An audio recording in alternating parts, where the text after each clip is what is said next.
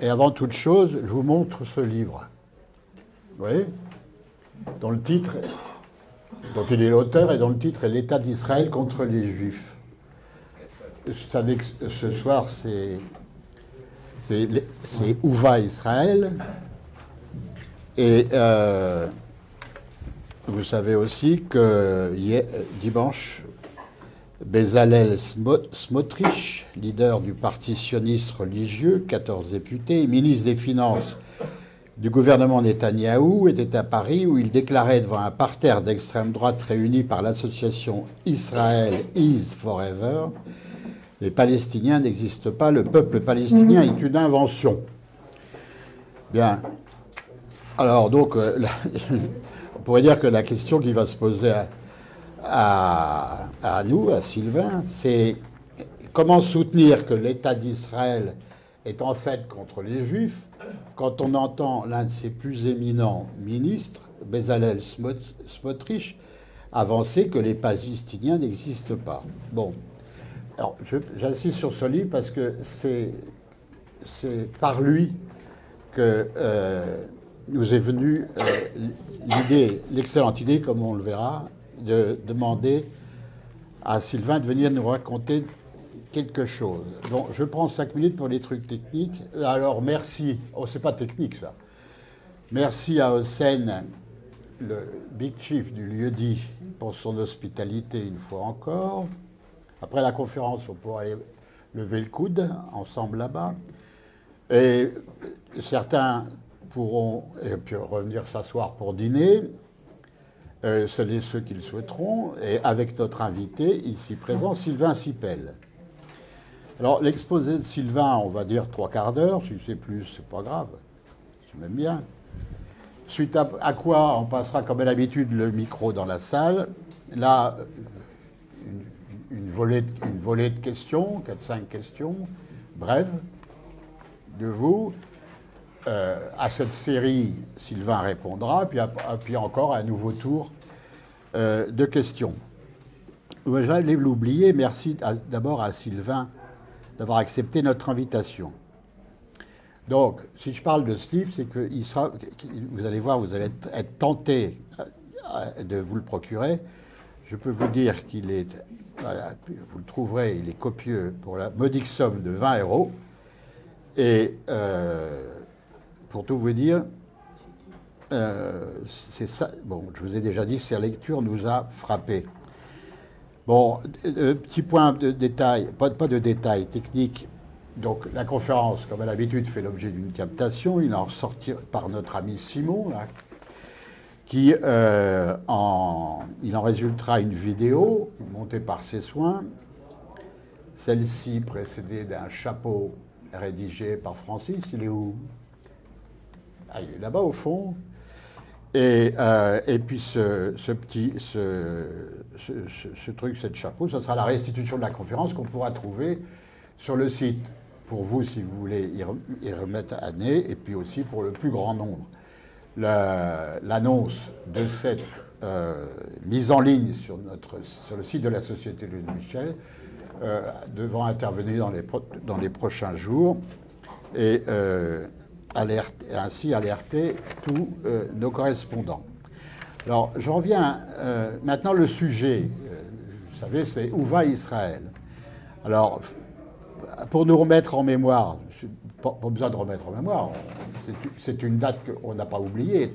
30 décembre 2022, Netanyahou revient au pouvoir appuyé sur une coalition de 64 députés sur 120. En face, le Parti travailliste est tombé à son plus bas historique, 4 députés. Et disparaît de la Knesset le parti Meretz, vestige du camp de la paix, en 1992, peu avant les accords d'Oslo. Et se forme le gouvernement le plus à droite qu'ait jamais connu Israël. Ils sont nommés des personnalités d'extrême droite à la tête de ministères régaliens. Alors nous, à la Société Louis Michel, la SOCA, on était muets de stupeur. Alors, mais lorsqu'un livre nous est revenu à l'esprit, en tête, publié j'y reviens donc, à la découverte en février 2020, et qu'on avait fait figurer sur notre site dans notre rubrique choix de lecture du mois de mars de cette année-là. Donc, ce livre. Et comme je le redis, c'est grâce au souvenir de ce livre qu'on s'est sorti de ce bourbier, c'est-à-dire qu'on s'est dit, ben voilà l'homme qu'il nous faut pour cette conférence aujourd'hui Où va Israël, c'est-à-dire Sylvain. Le Sylvain, il a été directeur de la rédaction de Courrier International, puis chef adjoint de la section internationale du Monde, puis rédacteur en chef, puis correspondant du Même Monde à New York. Aujourd'hui, c'est l'un des collaborateurs de Orient 21, Webzine, est-ce qu'on me dit Webzine ou Webzine, je ne sais pas, sur le monde arabe. On dit journal en ligne. Journal en ligne, bien sûr, ce serait moins con. Sur le monde arabe, le monde musulman et le Moyen-Orient, diffusé en français, en arabe, en persan et en anglais. Et là, Sylvain traite plus particulièrement d'Israël et du sionisme. Bon, voilà. Et bien maintenant, c'est à lui, s'il veut bien. Tiens. Merci. Je vais faire un truc que je n'aime pas faire, c'est-à-dire que je vais lire. Je sais que ce n'est pas très élégant parce qu'on ne vous regarde pas quand on parle, mais c'est plus précis et avec l'âge, ça me rassure. Samedi dernier, pour la 11e fois de suite, c'est-à-dire quasiment 3 mois, depuis la formation du nouveau gouvernement Netanyahou, plus de 200 000 Israéliens ont défilé, comme ils défilent, enfin, de plus en plus nombreux, chaque samedi soir, pour dénoncer les premières mesures adoptées par le nouveau gouvernement israélien depuis sa formation. Ça fait très longtemps qu'on n'a pas vu en Israël autant de monde dans les rues. C'est 2 fois plus que lors des grandes manifestations sociales qui avaient eu lieu il y a 5 ans. 200 000 personnes à Tel Aviv, enfin, c'est pas seulement Tel Aviv, c'est les grandes villes du pays, quand on dit 200 000 personnes. C'est l'équivalent à peu près de 2 millions de personnes en France. 2 millions de personnes, je ne suis même pas sûr qu'il y ait eu une seule manif contre les retraites qui ait vraiment atteint les 2 millions. Ou peut-être qu'il y en a eu une, qui a été la plus importante. Mais ça, c'est toutes les semaines. Et chaque semaine, il y en a plus que la semaine qui précède. Au cœur du débat, c'est la question de la Cour suprême. Netanyahou et le ministre de la Justice qu'il a nommé, qui s'appelle Yair Levin, entendent imposer au pays 3 lignes de force qu'ils présentent comme un grand projet de renforcement démocratique. Démocratique parce qu'il bénéficie d'une majorité dans l'opinion, selon eux, dès lors qu'ils ont remporté les élections. Durant la même période, en 2 mois, des Palestiniens ont été tués par l'armée israélienne ou des colons au rythme moyen de 1 par jour. Certains jours, il n'y en a pas. Il y a juste des destructions de maisons, des puits bouchés, des gens bloqués au checkpoint qui ne peuvent pas aller travailler. Parfois, il y a un mort et quelques blessés, des fois 2, des fois 4. Et en 2 occasions, l'armée israélienne a tué une fois 12 et une autre fois 10 Palestiniens en une seule fois. Surtout, depuis la formation du gouvernement, avec l'entrée en force du parti d'extrême droite radicale qui s'intitule sioniste religieux, les colons les plus radicaux dont ce parti est l'émanation ne se sentent plus pissés. La situation est donc explosive et on va le voir, elle impacte les 2 côtés plus qu'ils ne le pensent eux-mêmes. Surtout, les enjeux sont aussi très liés. En d'autres termes, Netanyahou et ses alliés ont déjà présenté un projet de loi qu'ils veulent voir être voté pour la fin de ce mois-ci et qui empêcherait en toutes circonstances la Cour suprême de récuser la nomination d'un ministre, a fortiori la désignation d'un Premier ministre. Or, Netanyahou est en but à 3 poursuites judiciaires, essentiellement pour corruption, et pour une autre menace de poursuite beaucoup plus grave encore de concussion dans une vente de sous-marins allemands à l'armée israélienne, mais qui pose plus de problèmes juridiques et dont il n'est pas sûr qu'il soit jugé pour. Mais les 3 autres procédures judiciaires, elles sont déjà actées. Il s'agit donc d'une modification législative où Netanyahou, de facto, est en position flagrante de conflit d'intérêts. Il s'agit purement et simplement d'une tentative d'empêcher tout jugement de Netanyahou qui risque fort, si procès il y a, d'aller en prison, comme un de ses prédécesseurs, Ehud Olmert, l'avait fait pour corruption, mais aussi on l'a oublié, comme l'avait fait aussi un président israélien, Moshe Katsav, pour viol d'une de ses assistantes. Là est l'objectif le plus urgent de Netanyahou. Et ce que disent ses adversaires, c'est que ce qui est arrivé, ce qui a pu arriver à un Premier ministre ou à un président, est le symbole même du fait qu'il s'agissait d'une démocratie, et le fait même qu'on modifie la structure de la Cour suprême pour empêcher que ça advienne, acte qu'on sort de la démocratie. En fait, qu'est-ce que visent les partisans de Netanyahou, et en particulier ce Yair Levin, Yariv Levin, qu'il a mis en place pour présider à la justice en Israël? Ils visent à imposer ce qu'on appelle en Israël la clause dérogatoire. Cette clause dérogatoire, elle donnerait à une majorité simple au Parlement la possibilité de valider une loi décrétée inconstitutionnelle par la Cour. Alors, de fait, il n'y a pas de constitution en Israël, mais il y a en Israël ce qu'on appelle des lois fondamentales, et ce serait donc, et c'est ça qu'on considère comme étant non pas la constitution, mais les éléments constitutifs du droit israélien. Et donc, dès lors que la Cour suprême dit qu'une loi n'est pas conforme aux 15 lois fondamentales, exactement comme la Cour constitutionnelle en France, le Parlement est obligé de modifier la loi. Tout cela s'arrêterait, et dès lors, le judiciaire ne serait plus un troisième pouvoir. Vous avez l'exécutif, vous avez le législatif et le judiciaire dans une démocratie. Mais le judiciaire serait fortement, complètement, formellement soumis au législatif. Le deuxième point peut paraître anodin, mais il est très important. Les ministres pourraient désormais choisir leur propre conseiller juridique. Chaque ministère a un conseiller juridique. Mais les conseillers juridiques, jusqu'ici, étaient des conseillers juridiques indépendants. Leur rôle était de conseiller les ministres pour leur dire « attention, ça c'est légal, ça c'est pas légal », pour rester conforme à la loi. Mais là, on est tout à fait dans un autre cas de figure.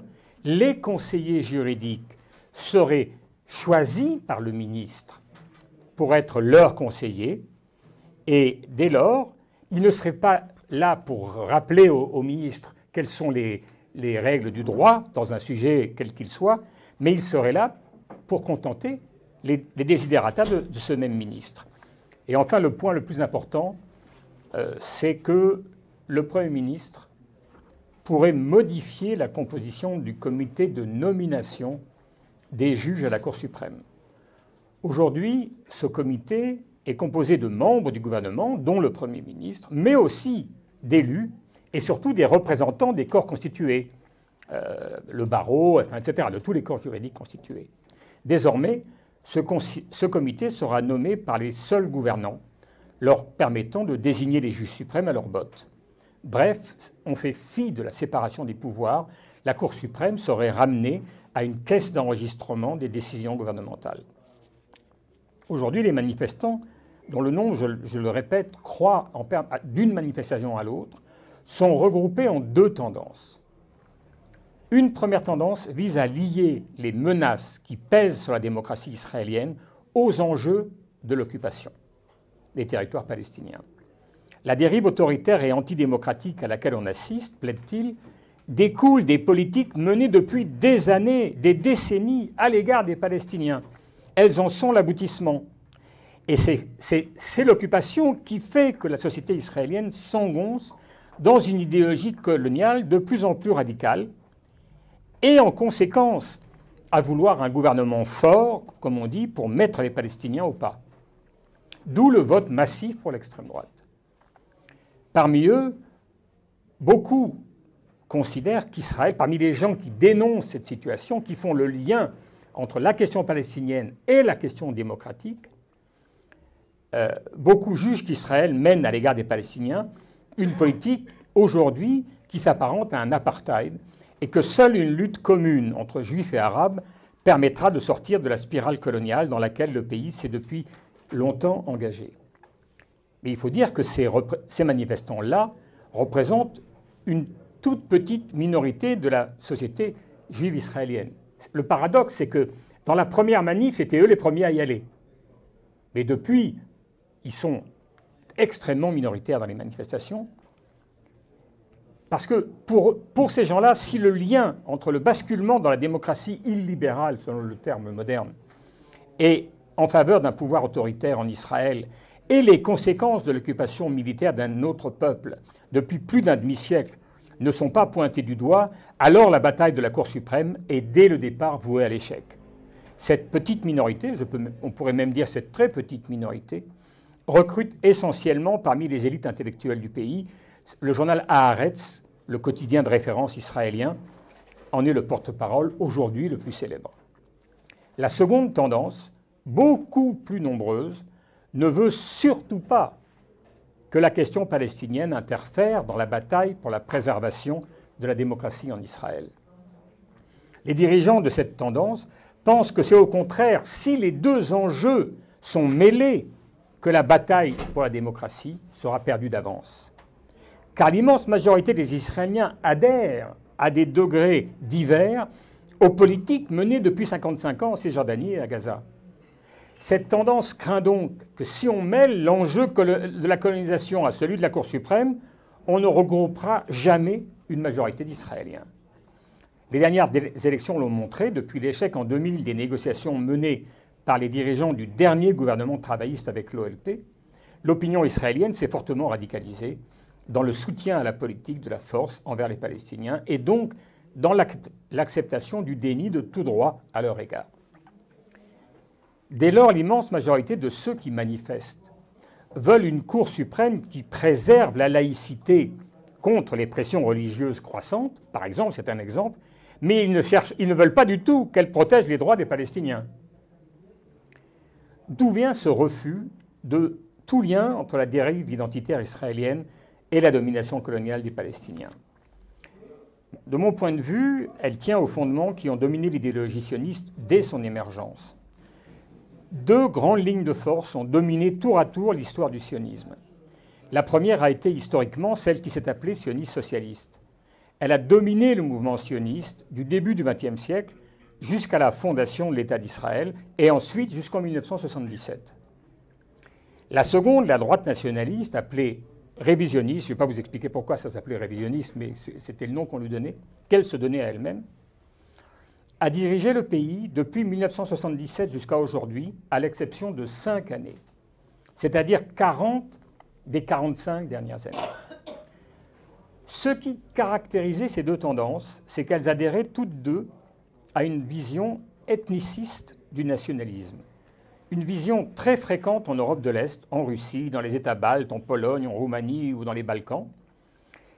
C'est dans cette région-là qui a constitué la matrice géographique du sionisme, où l'ethnicisme était le plus souvent très dominant dans le nationalisme. À part les Tchèques, tout le monde était vraiment extrêmement ethniciste. Par nationalisme ethniciste, j'entends un nationalisme qui, contrairement au nationalisme issu de la Révolution française ou américaine, qui se veulent des modèles politiques universels, ouverts, privilégie non pas le primat de la citoyenneté, mais celui de l'ethnicité. C'est l'idée qui octroie aux Français de souche un statut obligatoirement dominant à ceux qui ne le sont pas, c'est-à-dire ceux d'origine immigrée.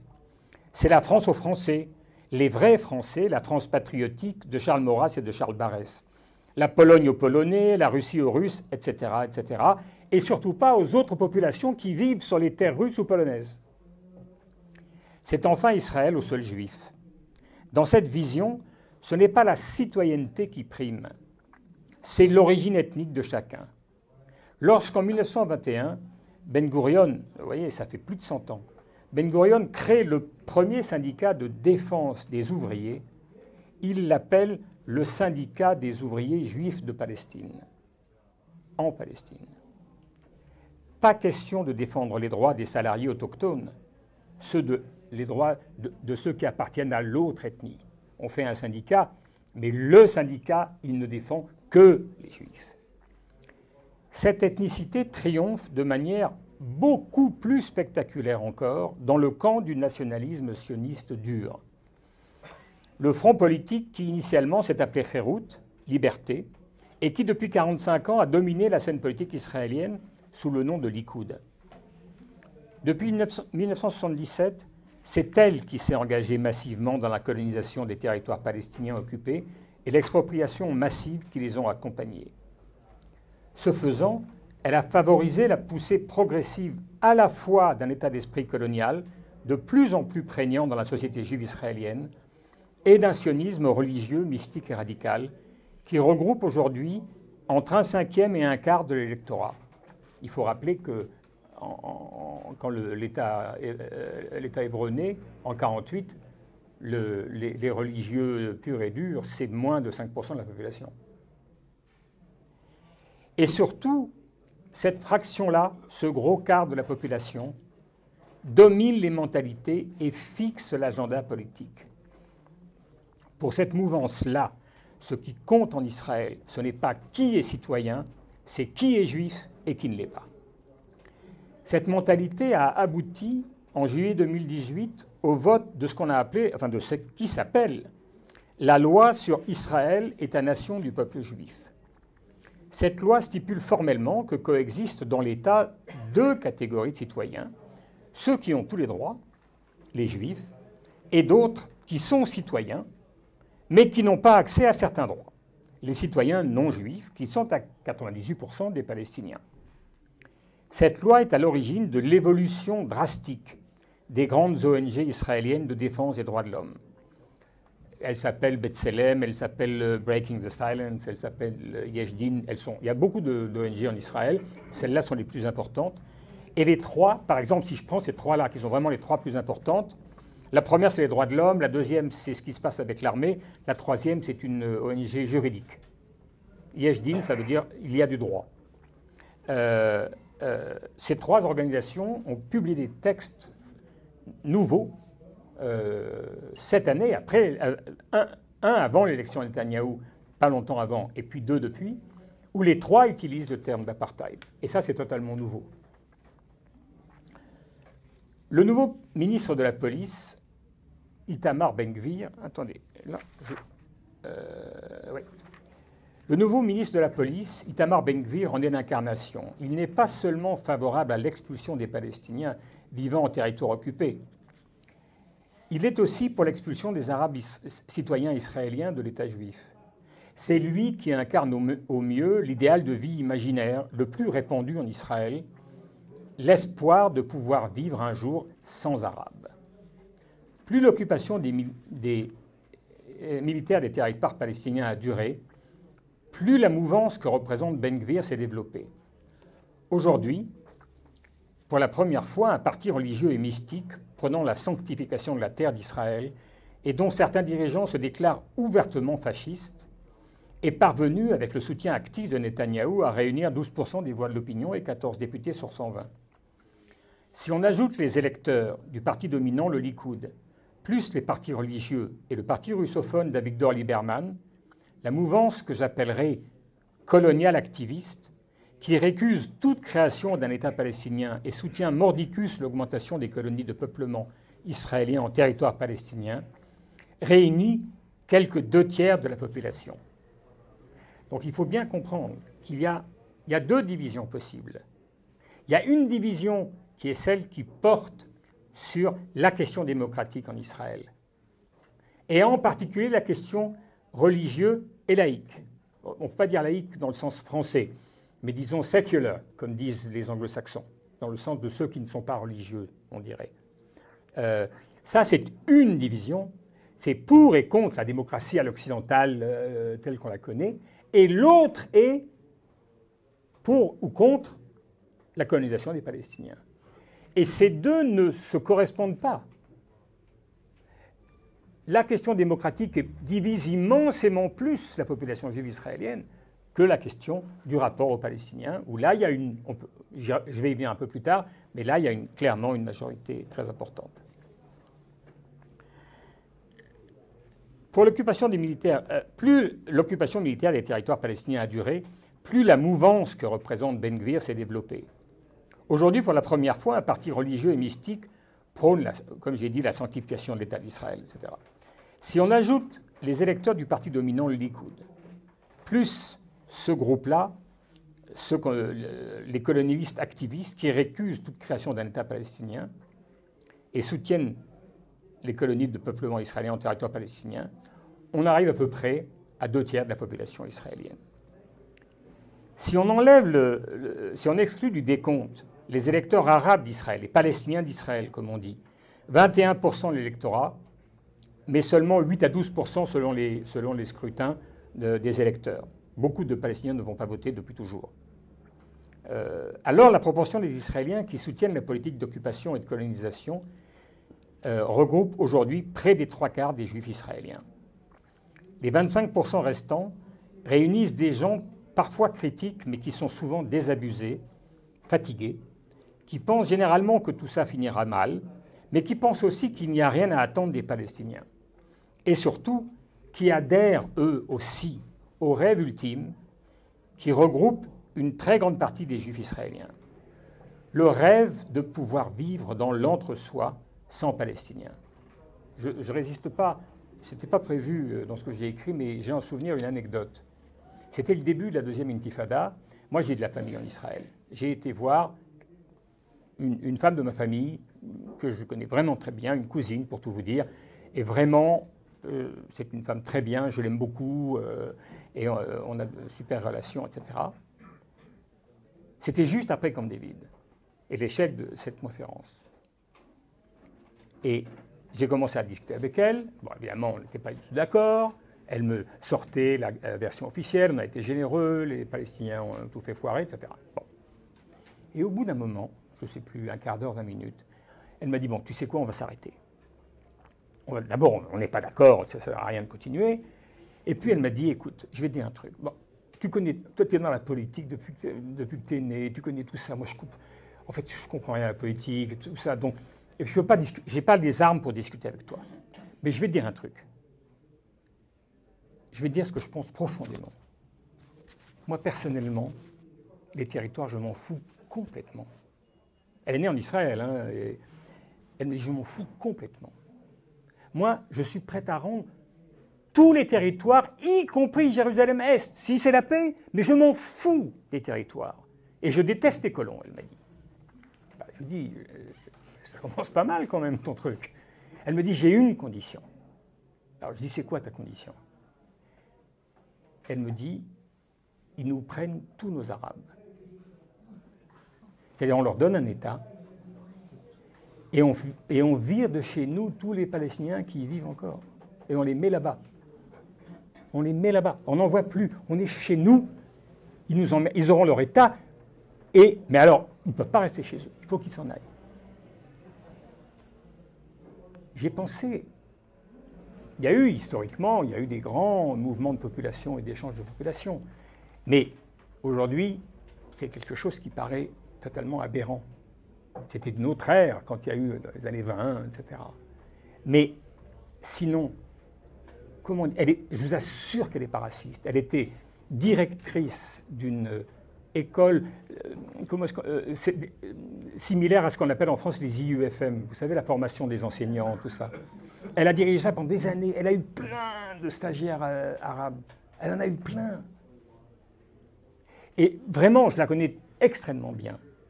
Elle ne sait pas qu'on ne peut pas penser comme ça. Voilà. Qu'on peut pas... Les Arabes, ce n'est pas des gens, on les prend, on les met là, ça ne nous plaît pas, on les met là. Et donc, j'ai arrêté, je n'ai pas répondu. Et puis, on a parlé d'autres choses. Hein. Mais évidemment, j'ai eu envie de lui dire, et si on faisait l'inverse? C'est eux qui restent et c'est vous qui partez. Vous seriez d'accord? Bon, évidemment, mais je n'ai pas posé la question. Comment? Lâche, oui. Et donc, ça, c'est un truc fondamental en Israël. Il y a... ça serait formidable s'il n'y avait pas d'Arabes. Il faut se rappeler quand même du premier slogan du sionisme. Une terre sans peuple pour un peuple sans terre. Voilà. Bon. En 2001, j'avais interviewé Ami Ayalon. C'est un amiral et ex-chef du Shin Bet, les services de sécurité intérieure. Il m'avait dit, alors c'était juste après Camp David, il m'avait dit « J'aurais préféré un accord avec les Palestiniens, mais si c'est impossible, alors il faut sortir des territoires occupés unilatéralement. Parce que chaque jour qui passe nous empêche de pouvoir en partir demain. » Et c'est ça qui s'est passé. Aujourd'hui, on en est là. La société israélienne, quasi dans son ensemble, a basculé dans une mentalité coloniale ultra-dominante. On peut estimer que la fraction réellement et sciemment hostile à la poursuite de l'occupation des Palestiniens ne dépasse pas peut-être 5% de la population juive israélienne aujourd'hui. Il faut aussi ajouter un élément qui me semble important, qui est le fait que le sentiment d'impunité qui domine, qui imprègne très en profondeur la société israélienne. Et surtout la mentalité qui l'accompagne. Moi, j'ai une amie qui est cinéaste israélienne. Elle a fait un film sensationnel sur les femmes de Hébron, un film formidable. Elle a tourné un film qui a eu un succès d'estime, un film documentaire qui s'appelle Manchie. Manchie, c'était un quartier très connu de la ville de Jaffa. Et à un moment, ce qu'elle montre, c'est qu'il y a un groupe d'étudiants en urbanisme israéliens de l'université de Tel Aviv avec leur professeur qui vient, et il y a un guide de la municipalité de Jaffa qui leur fait un tour de la ville, qui leur explique, etc. Et ils arrivent à ce lieu-là qui s'appelle Manchie, et le type raconte que à la fin des années 60 et dans les années 70, il y a eu une transformation généralisée du quartier. Le quartier était habité par des immigrants, il explique ça, hein, qui étaient essentiellement marocains, mais aussi des Roumains. Et beaucoup de Roumains aussi. Et donc il dit, bon, on a éparpillé tout le monde ailleurs parce que la mairie de Tel Aviv a décidé de faire une grande esplanade et puis de faire un endroit pour du tourisme, bâtir des hôtels et puis des appartements chics, etc. C'est ce qui est advenu. Et donc on a viré tout le monde, on leur a donné 3 sous et puis ils ont été se recaser. Et à ce moment-là, le professeur qui accompagne ses élèves dit « Excusez-moi, mais vous ne dites pas que juste 20 ans avant, puisqu'on est à la fin des années 60, donc en 48, 20 ans avant, il y avait déjà une autre population qui habitait là et qui a été entièrement virée. » Alors le mec de la mairie dit « Oui, en fait, pourquoi vous voulez que je parle de ça ?» Le type dit parce que c'est très important à savoir, c'est l'histoire. Alors le mec dit c'est l'histoire, et il dit en anglais fuck history. J'emmerde l'histoire, moi. Et alors oui, c'est l'histoire, d'accord. On a gagné. Et les vainqueurs gagnent, c'est comme ça. Bon, pourquoi voulez-vous que je raconte ça? Ça m'est apparu symbolique. Ça m'est apparu symbolique parce que pendant des générations, les jeunes Israéliens, et c'est Ben Gurion qui s'en était personnellement occupé, tout un récit avait été bâti sur qu'est-ce qui s'est passé.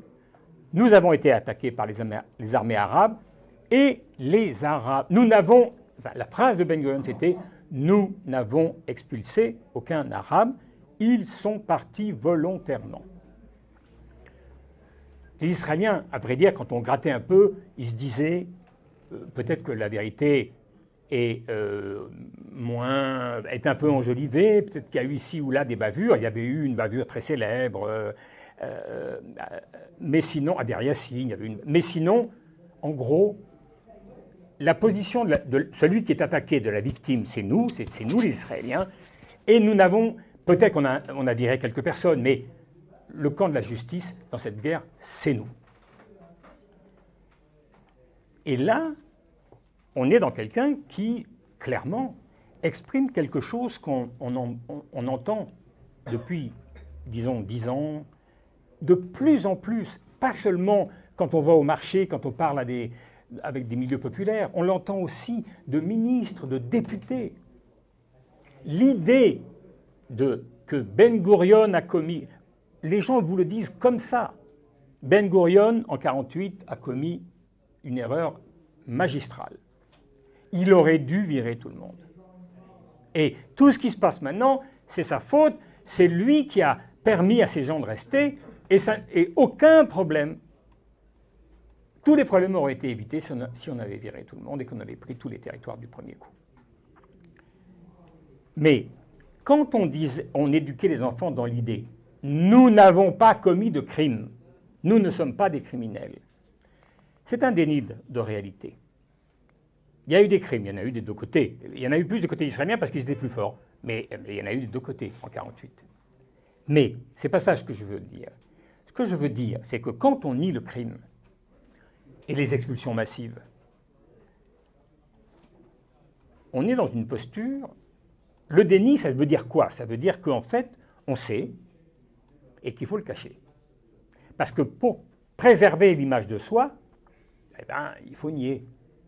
Alors, on sait bien que si on dit « ben oui, on l'a fait », on a viré 85% de la population qui vivait là et on les a foutus dehors. Eh bien, si on le disait, à ce moment-là, ça changerait complètement le regard qui est porté sur nous et notre légitimité.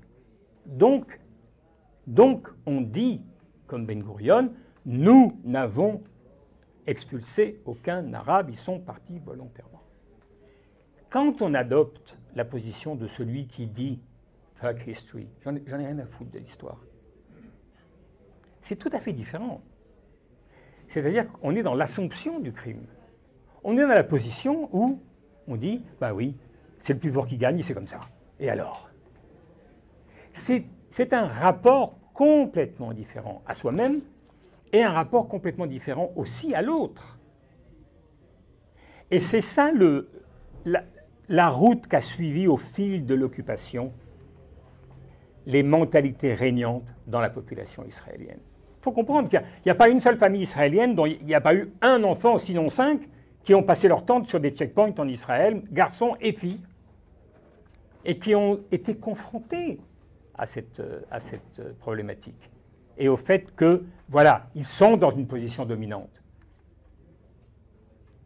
Et ça, c'est ça qui a fait évoluer au fil du temps les mentalités moyennes israéliennes, d'un fond ethniciste que j'ai évoqué auparavant, jusqu'à des convictions aujourd'hui coloniales qui sont immensément plus exprimées qu'elles ne l'étaient il y a 20 ans, il y a 5 ans, et a fortiori il y a 50 ans. Dans cette configuration, il faut minimiser ni la détermination de Netanyahou et de ses alliés à voir leur volonté de triompher, ni l'impact de la mobilisation en cours contre leur projet de bouleversement des institutions dans le sens d'un pouvoir autoritaire. Certains sondages récents montrent que si les élections avaient lieu aujourd'hui, Netanyahou perdrait sa majorité et ne parviendrait pas à former un gouvernement. Mais les sondages sont conjoncturels, les grandes lignes de force de la société israélienne, juive j'entends, elles sont malheureusement très claires. Que peut-il se passer dans un proche avenir? D'abord, l'entrée au gouvernement des ministres d'extrême droite ultranationalistes n'est pas une nouveauté en Israël. Dans les années 90, un général qui était laïque, pas religieux, nommé Rechavam Zeevi, avait obtenu 5 députés dans une liste prônant purement et simplement le transfert des Palestiniens, c'est-à-dire le mot transfert, quand on entend ce mot en Israël, ça veut dire expulsion. Cette mouvance a constamment continué de se renforcer depuis dans la société israélienne. Mais aujourd'hui, l'entrée en force des membres de la coalition intitulée sionistes religieux symbolise une sorte de bout du chemin. C'est la fin du parcours. Ces dirigeants, Itamar Ben-Gvir et Bezalel Smotrich, sont non seulement des partisans assumés de l'expulsion au maximum possible de Palestiniens, dès que l'occasion sera à portée de main, mais aussi des politiciens ouvertement racistes, mystiques et homophobes. Leur nomination à des postes de première importance, les finances, la gestion des affaires civiles, les territoires occupés, la police, et puis il a démissionné entre-temps, mais au départ il y avait un ministre de l'identité, vous vous rappelez, comme sous Sarkozy, mais un peu plus rude, qui avait entre autres la haute main sur le contenu des livres scolaires qu'il entendait entièrement réécrire. Tout ça s'inscrit à la fois dans une forme de continuité, parce qu'il y a des choses qu'on avait vues avant, mais aussi dans une rupture. Dans une continuité parce que les idées que ces gens professent ont été promues par d'autres bien avant eux, y compris à l'intérieur du Likoud, et depuis plusieurs décennies. Mais rupture, parce que jamais elles n'ont pu être exprimées avec une telle légitimité en Israël. Moi, j'ai souvenir, par exemple, que dans les années 2000, je ne sais plus quand, mais Yediot Ahronot, qui est un grand journal israélien, ils avaient un supplément du vendredi, puisque le samedi est férié. Eh bien, c'était l'interview du grand rabbin de la synagogue de Naplouse, où il y aurait les restes de Joseph biblique, et le titre en énorme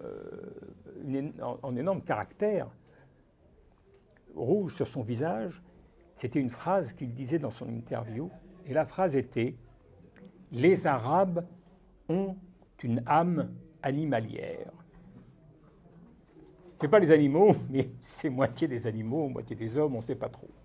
En tout cas, leur âme est animalière. Eh bien, c'est là-dedans qu'a baigné Ben-Gvir. Et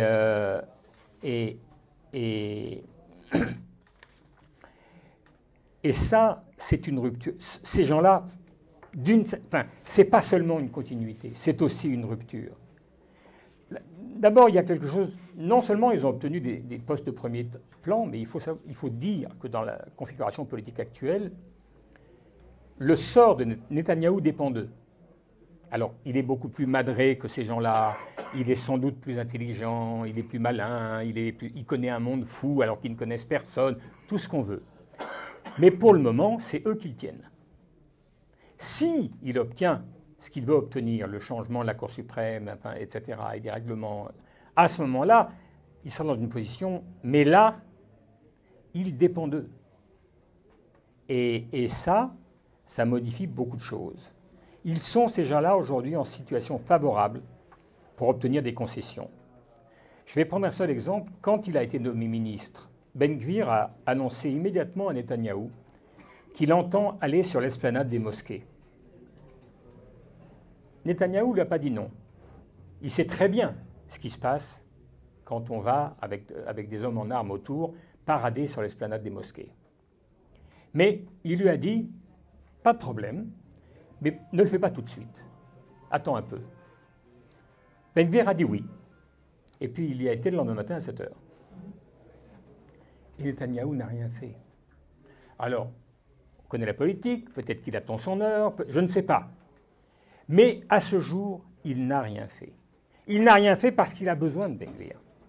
Si Ben-Gvir, aujourd'hui, et Smotrich ont 13 députés, s'il en perd 5, c'est terminé.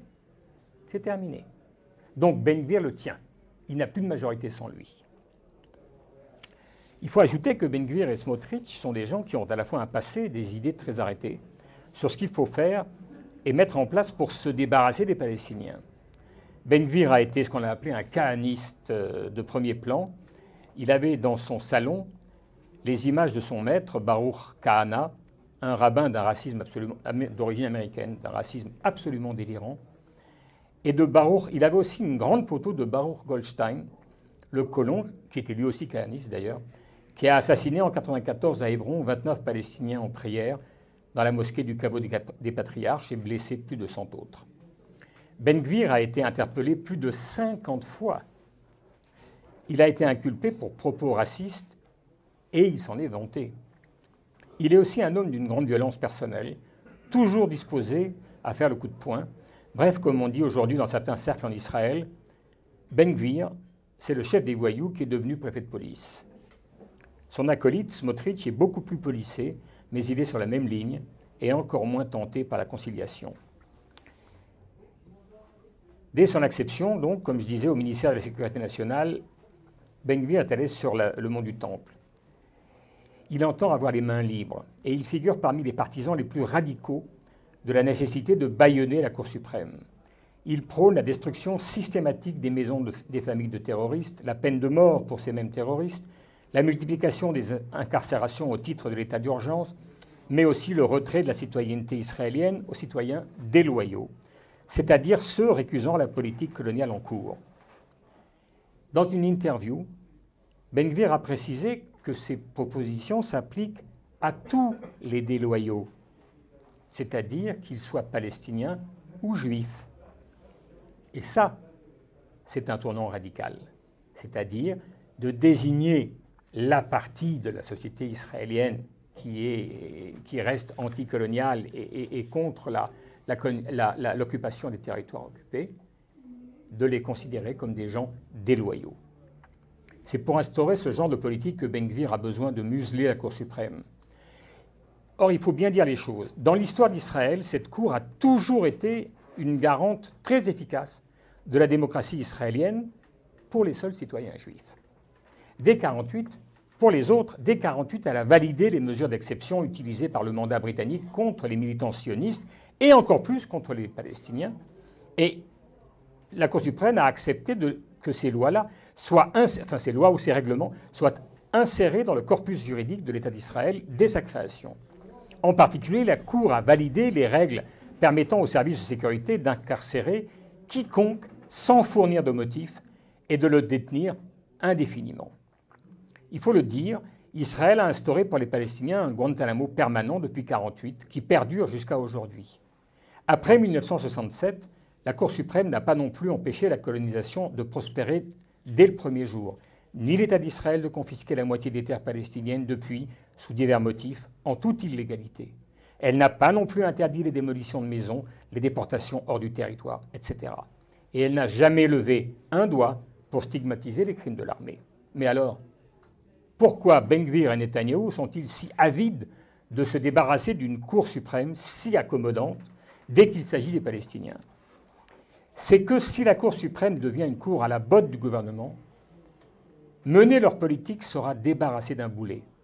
Car aujourd'hui, dans 95% des cas, la Cour va dans le sens des requêtes des autorités dès qu'elles portent sur les Palestiniens.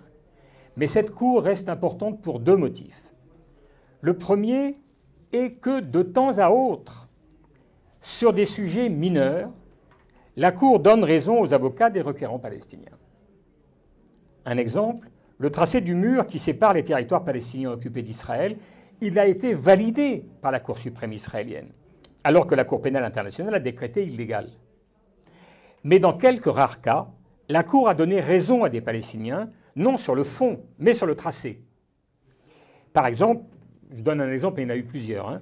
Par exemple, lorsque l'armée voulait couper un village en deux, pour X raisons, ils ont dit non, faites un contournement du mur, mais on ne peut pas mettre un mur en plein milieu du village.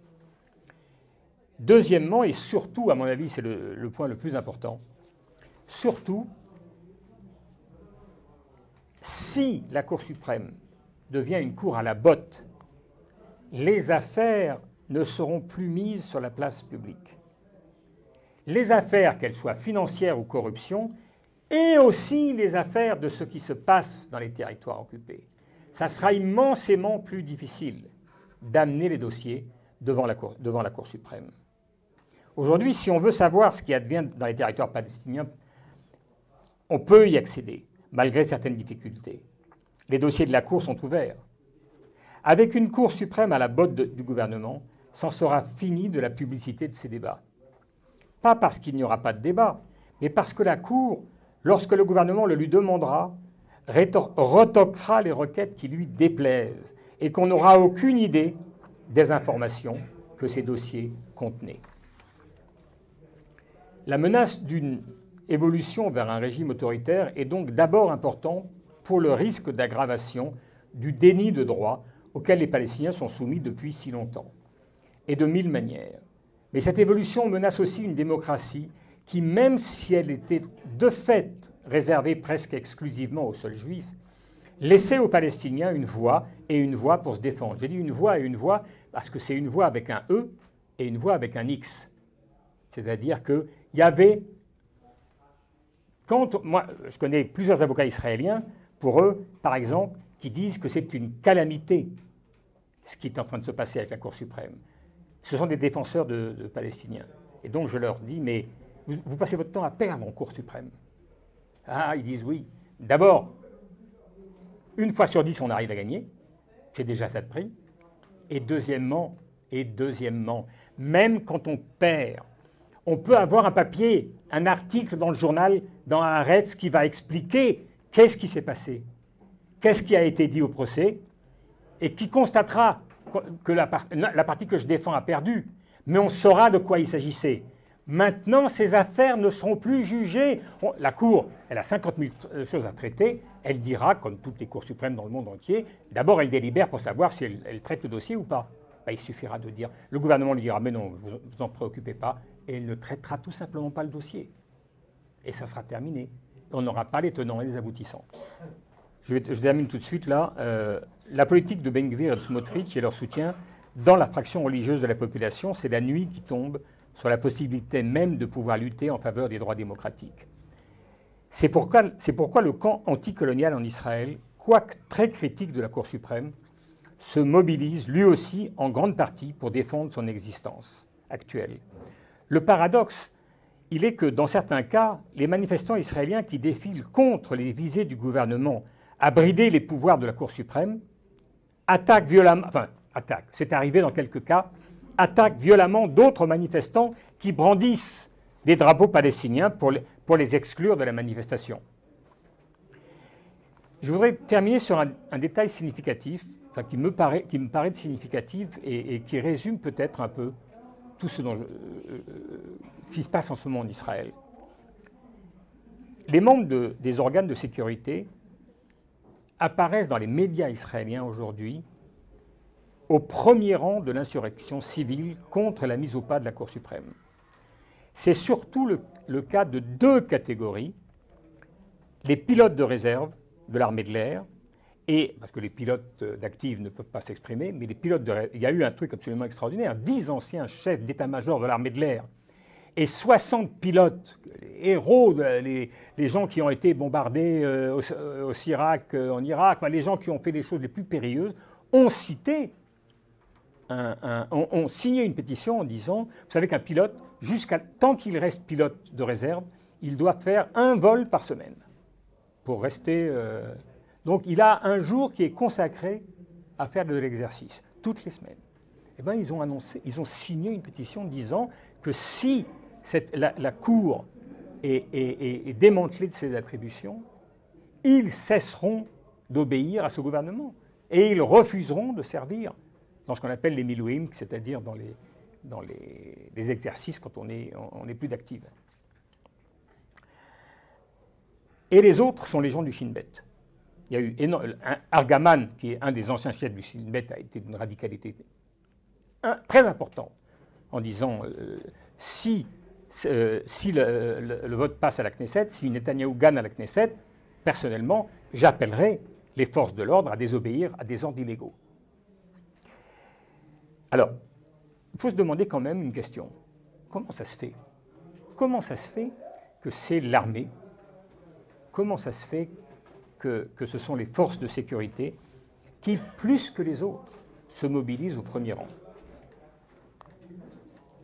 Alors, certains diront, parce que l'armée quand même est vénérée en Israël et on sait que quand les militaires sont au premier rang, bon, il y a une respectabilité qui est due aux militaires. Bon. Mais je pense qu'il y a des sujets, j'allais dire un peu cachés. Ils sont moins cachés puisque maintenant Haaretz s'en parle de manière assez régulière. La raison pour laquelle ils se mobilisent, c'est que jusqu'ici la Cour suprême israélienne servait de bouclier à la fiction de démocratie qui régnait en Israël, c'est-à-dire au fait que certains étaient soumis et vivaient dans une démocratie qui étaient les Juifs israéliens et pas les autres, ou dans une démocratie partielle, pourra-t-on dire. Pourquoi ça servait de bouclier? Parce qu'il y a une règle qui veut que la Cour pénale internationale ne peut pas s'emparer d'un dossier si l'État dont les supposés inculpés sont membres est démocratique. Parce que la Cour pénale dit, mais c'est à votre État à vous juger, c'est un État démocratique. Nous, on ne peut pas... voilà. On peut juger des gens lorsque l'État dans lequel ils sont, par exemple, soit protège les crimes, soit les menace, etc. On peut... Mais sinon... S'il n'y a pas de menace, pourquoi est-ce que, si l'État est démocratique, il n'y a pas de raison qu'on s'empare du dossier? En soumettant la Cour suprême au desiderata du gouvernement, la loi de facto aux yeux du monde. Israël devient un État illibéral, une démocratie illibérale, dit-on. La loi annule le caractère démocratique d'Israël. Les généraux et les pilotes israéliens qui ont donné tant d'ordres et mené tant d'actions illégales aux yeux des conventions de Genève craignent qu'en l'absence d'une cour respectée comme indépendante, plus rien ne les protégera. Et que s'ils se rendent à Bruxelles, à Londres, à Rome, ils pourront peut-être être interpellés et confrontés à une plainte à leur encontre. C'est aussi pour cette peur-là, cette idée est clairement émise dans la presse israélienne, qu'ils entendent préserver la Cour dans son état actuel. Je vais m'arrêter là, je ne sais même pas combien de temps j'ai parlé, mais trop longtemps, voilà. À vrai dire, j'ai parlé longtemps, mais c'est un tour d'horizon un peu rapide. Voilà.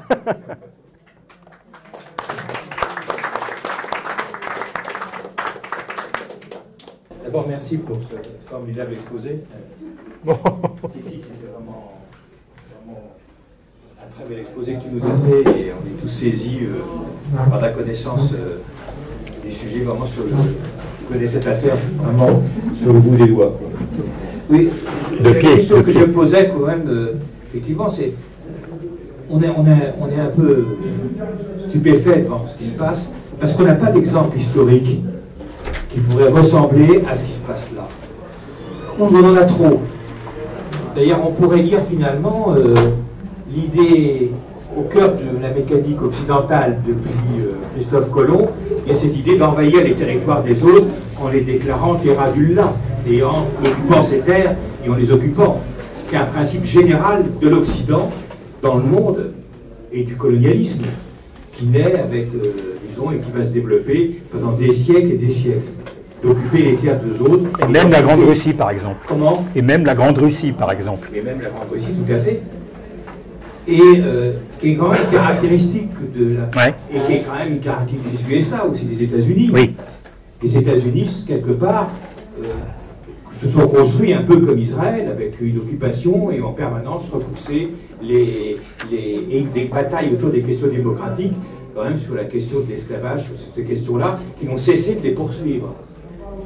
Alors évidemment, on peut dire que ça ressemble un peu à l'Algérie, ce qui se passe. En Algérie, il y avait une population, et si l'Algérie avait été un État indépendant de la France, avec une population européenne qui était comme ça, elle aurait été, cette population européenne, très ressemblante à ce que tu nous as décrit de ce que ressent la population israélienne juive aujourd'hui.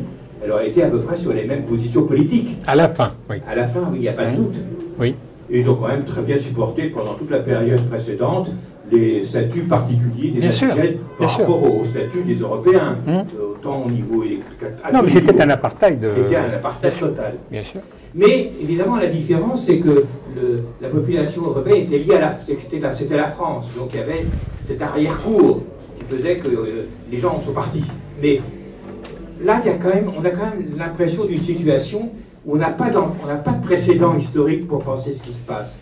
On est quasiment dans une difficulté terrible, parce qu'on se dit, en gros, c'est une catastrophe ce qui se passe avec la Cour suprême, comme tu l'as dit, mais le retour à la situation précédente, c'est un peu mieux, parce que, évidemment, pour ce que tu dis, c'est un peu mieux. Oui. Donc, mais ça peut calmer le jeu, ça peut un peu calmer le jeu, mais c'est quand même pas formidable, hein, comme perspective. Admettons que la loi ne passe pas, pour des raisons X ou Y, etc., cette fois sans repousser, on revient à la situation précédente, avec un peu plus de calme, quoi. Donc on en parlera moins. Ça va rester comme c'est aujourd'hui. Donc on est quand même dans une situation... Donc, et Biden sera très content. Voilà, hein. Cette espèce de situation absolument... on a vraiment l'impression d'être coincé de partout. Oui. Qui est-ce qui veut... Mais devant toi. Ce qui se passe là en Israël, ça me rappelle ce qui s'est passé il y a 4 ou 5 ans, quand il y a eu des contestations sociales énormes en Israël sur la question de la vie chère. C'est quelque chose qui m'a énormément touché, parce que j'ai trouvé quelque chose d'absolument répugnant.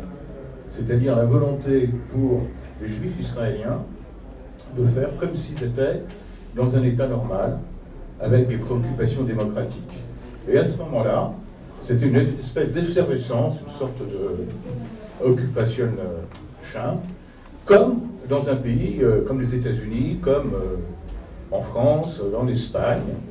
Et par contre, il n'y avait jamais un mot, la moindre chose sur les Palestiniens. C'est-à-dire qu'on a complètement oublié. On est un pays normal, avec un vilain gouvernement antisocial qui fait rien pour le peuple.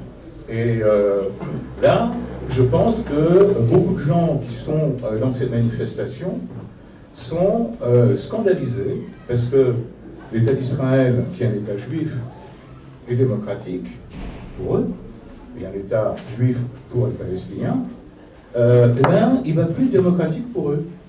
Voilà. Et ça, c'est pas bien. Ça, c'est pas bien.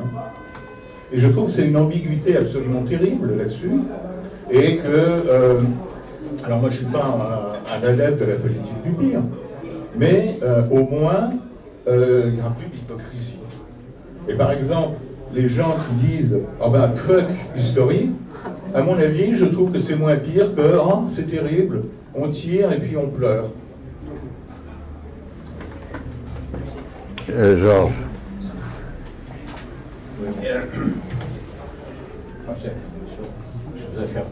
J'aurais à faire plusieurs remarques, mais je vais aller à l'essentiel. Parle de bien devant. Je ne suis pas là. On m'entend là? Oui. Voilà. Je vais aller à l'essentiel et oublier les remarques éventuelles que je pouvais faire, notamment sur l'abinationalisme particulier des Juifs d'Europe de l'Est. Ce qui m'a frappé dans ton exposé, indépendamment de sa profondeur, ses connaissances. On est sans. Voilà. Ce qui m'a donc frappé dans ton exposé, c'est évidemment la connaissance du sujet. Mais tu n'as pas dit un mot sur les Palestiniens. Bah oui, d'accord. C'est-à-dire que c'est comme cette histoire, alors que le début de ton exposé, c'est de dire cette affaire-là de la Cour suprême est liée directement à la situation pour les Israéliens. Pour les Israéliens. Tu n'as pas envisagé la perspective, peut-être qu'elle n'existe pas, vu du côté palestinien. Moi, ce qui me frappe dans toute cette affaire, c'est que les Palestiniens sont aux abonnés absents. Oui.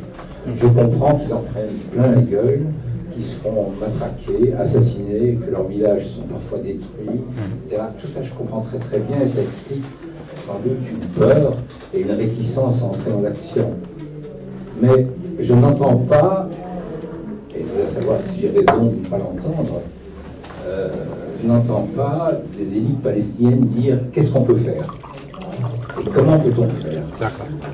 Alors bon, je ne vais pas leur faire la leçon, mais quand j'étais en Israël, en tant que journaliste correspondant, j'ai cru, c'était un moment des accords de Camp David, etc., j'ai cru à la solution à deux États. J'y crois plus.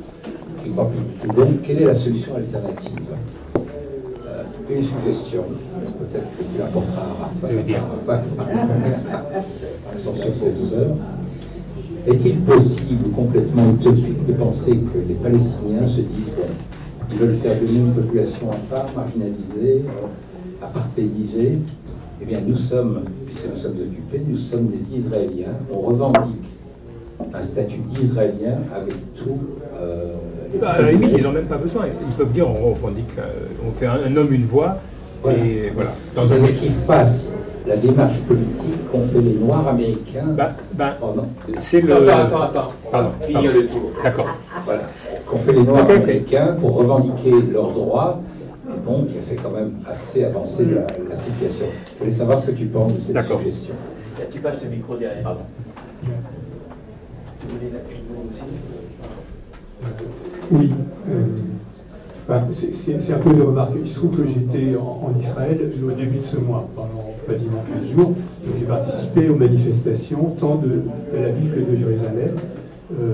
Alors, ce qui m'a frappé, c'est le fait que c'est massivement des manifestations nationalistes. C'est-à-dire, il y a une foule de 100 000 personnes, avec une personne sur trois qui a un drapeau israélien. Il y a, dans les manifestations, des gens qui portaient la reproduction de la déclaration de l'indépendance de l'État d'Israël en disant c'est Israël qui a été fondé en 1948 qu'on trahit aujourd'hui. Donc je trouve que ça, tu l'as très bien dit. Alors, sur la marginalité des gens qui s'expriment par des petites pancartes en carton. Regardez l'occupation dans les yeux, pas de démocratie, l'occupation et la démocratie ne peuvent pas coexister. Il y en avait un peu plus à Jérusalem dans les manifestations devant les domiciles privés du président de la République qu'à Tel Aviv, où il y avait des petits groupes d'extrême gauche, il y a eu un drapeau palestinien sur 150 000 personnes, c'était pas beaucoup. Mais par exemple, les interventions à Jérusalem, il y avait des interventions diverses, plutôt un meeting, une manifestation. Il y avait, j'ai entendu une intervention d'un arabe israélien qui a dit, bon, oui, écoutez, les autres arabes israéliens, ils se mobilisent pas beaucoup parce que la Cour suprême, ils ont de très très mauvais rapports avec elle, ce que tu as raconté. Plus étonnant encore, il y a une femme qui est intervenue en disant, je suis dans des colonies. Et je ne veux pas avoir à choisir entre être colon et être démocrate. Bon, ce qui a un discours qui, pour nous, est assez... bon, alors, il y a un aspect qui m'a frappé aussi, c'est, en fait, les amis de la famille, dans les couches, enfin, les bobos israéliens, peut-on dire, des gens qui viennent de la gauche, c'est le fait qu'il y avait un sujet de conversation parmi les amis de ces gens-là qui était est-ce qu'on a des modestes économies, c'est pas des gens ultra riches, dans quel pays on les place, si ça s'effondre dans ce pays. Et la deuxième chose, c'est ils étaient terrorisés par la possibilité que dans les pays étrangers, les investisseurs disent ce qui est moderne dans l'économie israélienne, c'est quelque chose qui est massivement financé par des fonds européens et américains. Et s'ils tournent le Kazakh, c'est-à-dire s'ils commencent à retirer les fonds de ces industries... Je fais quand même une parenthèse. La presse économique israélienne...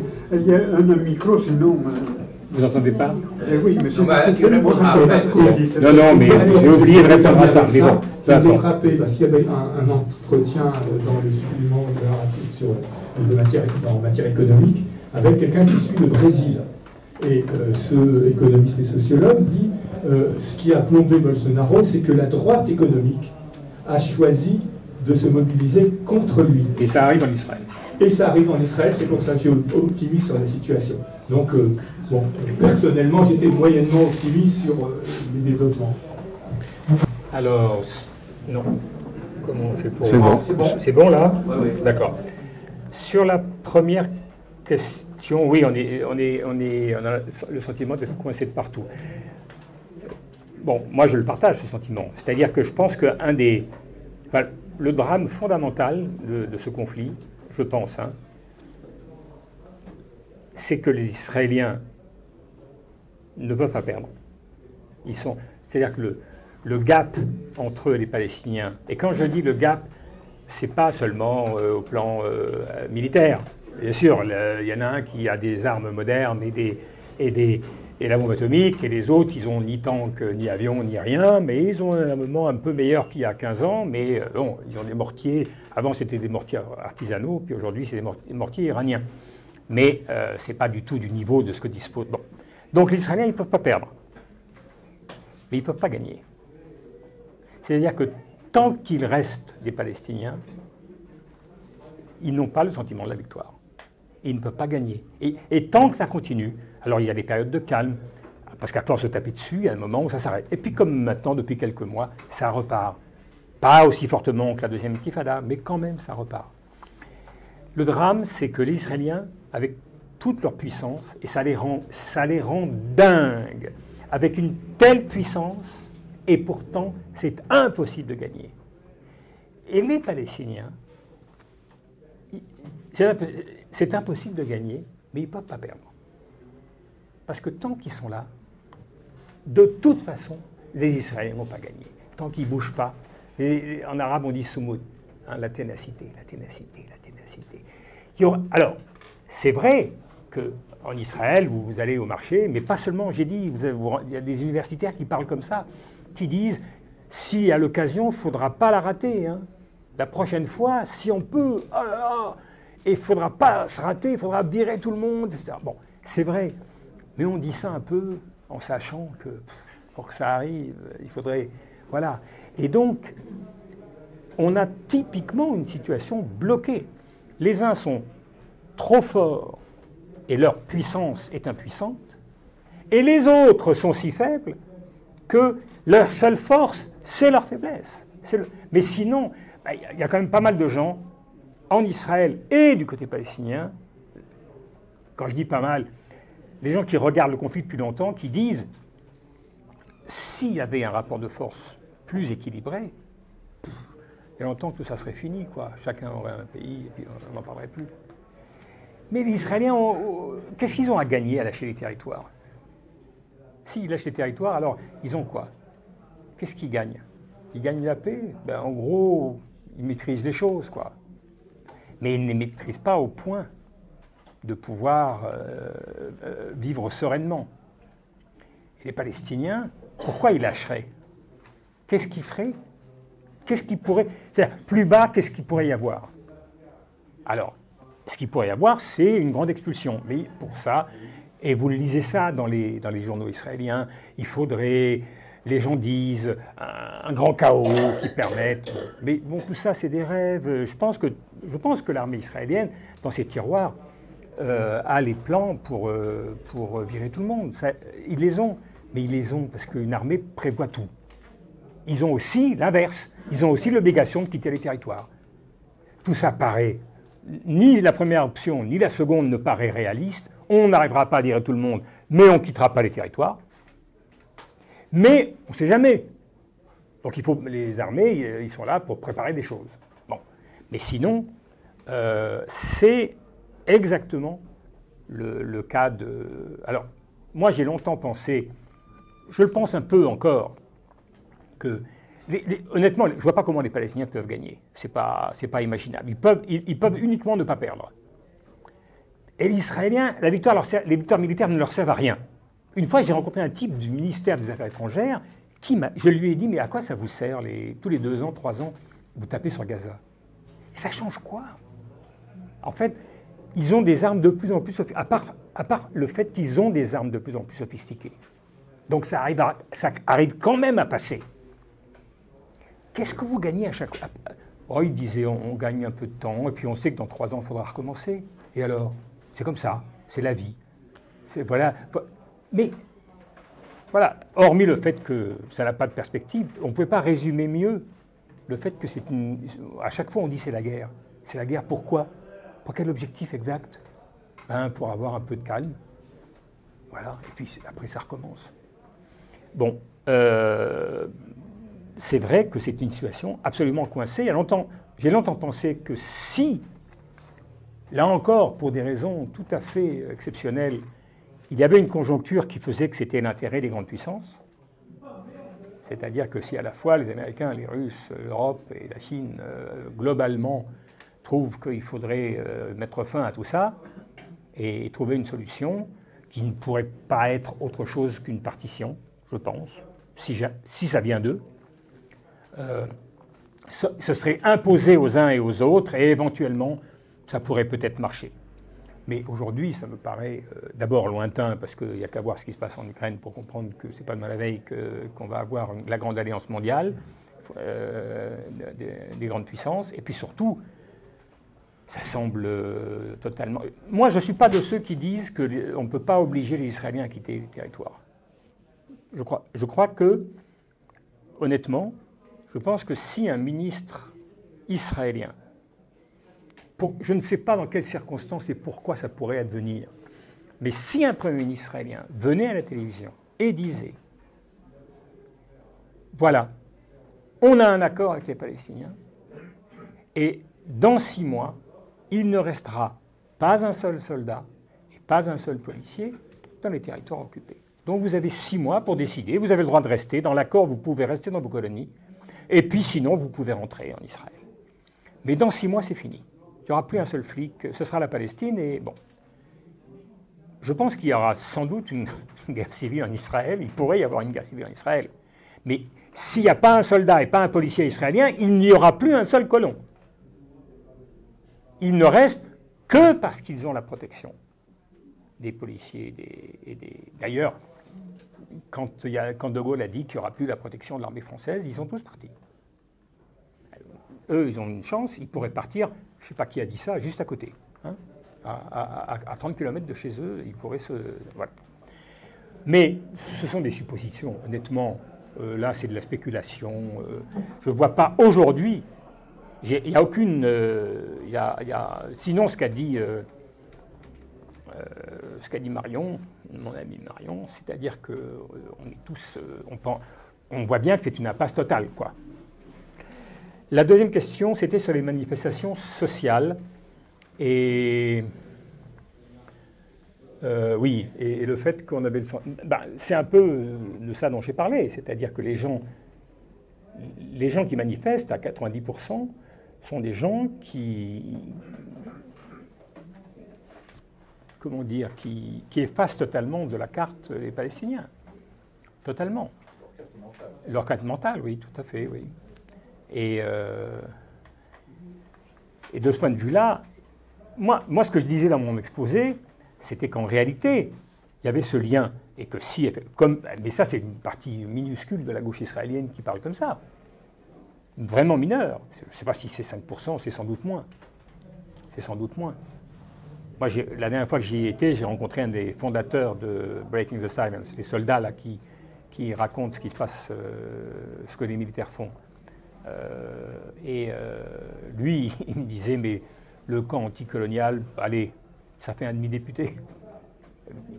Un demi-député, franchement, un député, il y a 120 députés, donc un député, c'est à peu près 50 000 voix. La moitié, c'est 25 000, quoi.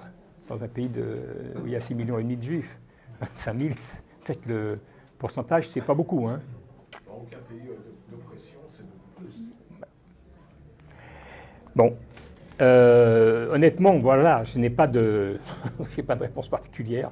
Sinon. Alors, sur l'alternative, je vais vous dire, moi, d'abord, je suis journaliste et je ne suis pas conseiller du prince. C'est-à-dire, je n'ai pas d'idée vraiment. Ce que je pense, aujourd'hui, j'aime pas tellement, moi, les débats sur un seul État, un homme, une voix. Pas que je sois hostile. Ce dont je suis convaincu, c'est que sauf extraordinaire, c'est-à-dire s'il y avait une coalition des grandes puissances qui imposait une solution, sauf cette option-là, je ne crois pas que les deux États puissent... la solution à deux États soit encore viable. Elle a disparu. Je répète, si dans certaines circonstances, il y avait une pression très forte et qu'on disait aux colons qu'il ne reste pas de flics et pas un soldat, ils partiront tous, hein, ils ne resteront pas. Mais bon, il faudrait imaginer des conditions tout à fait exceptionnelles pour que ça advienne. Après, la solution à un État,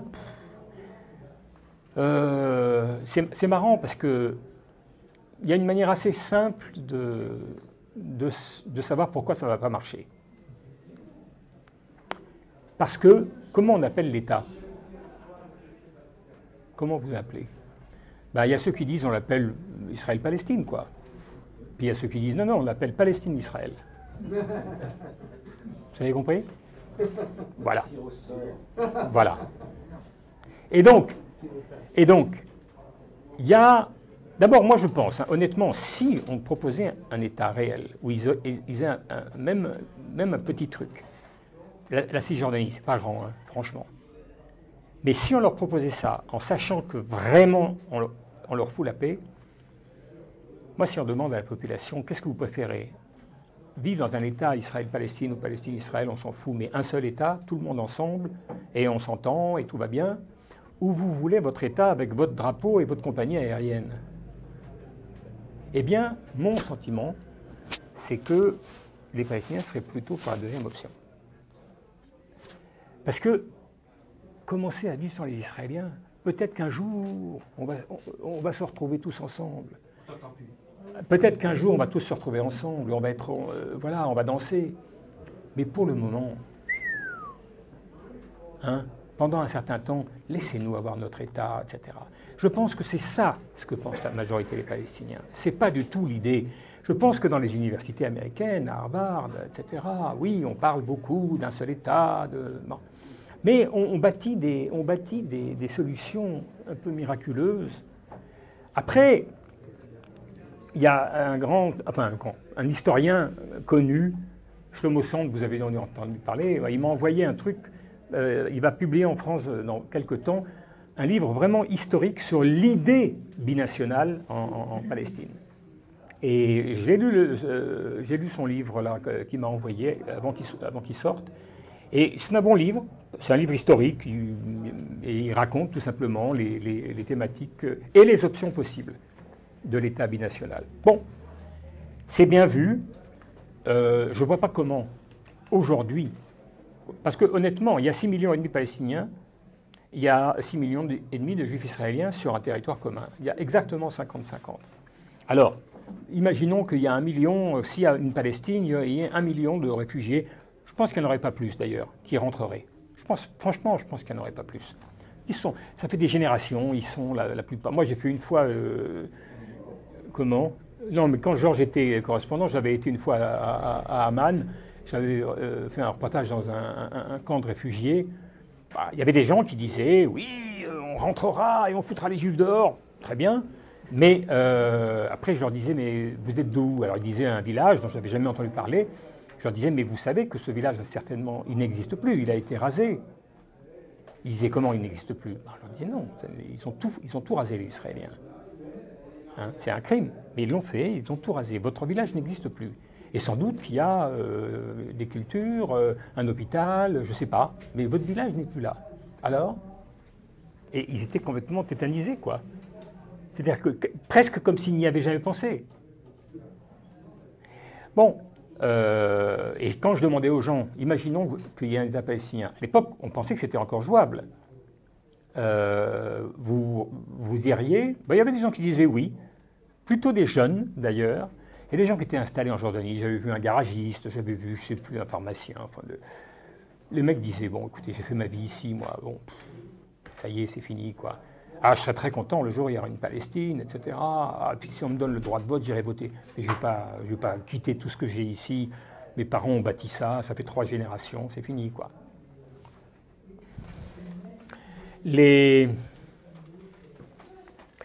L'alternative, donc, voilà. Moi, honnêtement, j'ai pas pour clore ce chapitre-là, je n'ai pas d'opinion particulière sur la nature de l'État. C'est-à-dire, je ne crois pas trop à Embrassons-nous, Folleville. Hein.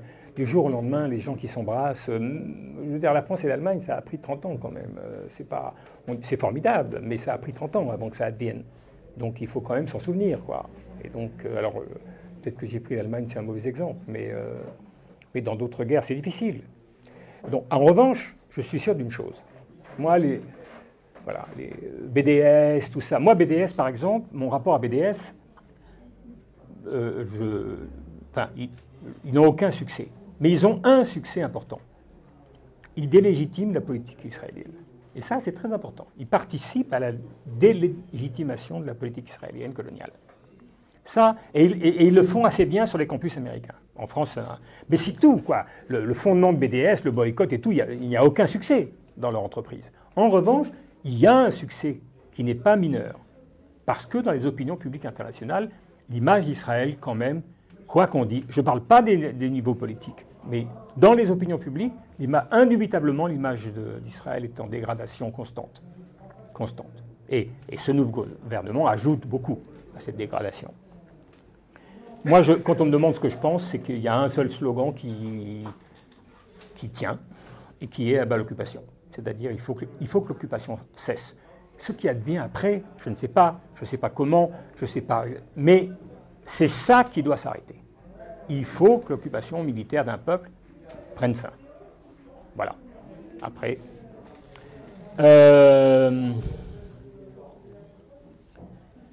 Alors, je voudrais dire un mot sur la... Qui c'est qui me parle? C'est vous, je crois, sur la high-tech? Sur la high-tech? Non? Oui, sur la high-tech.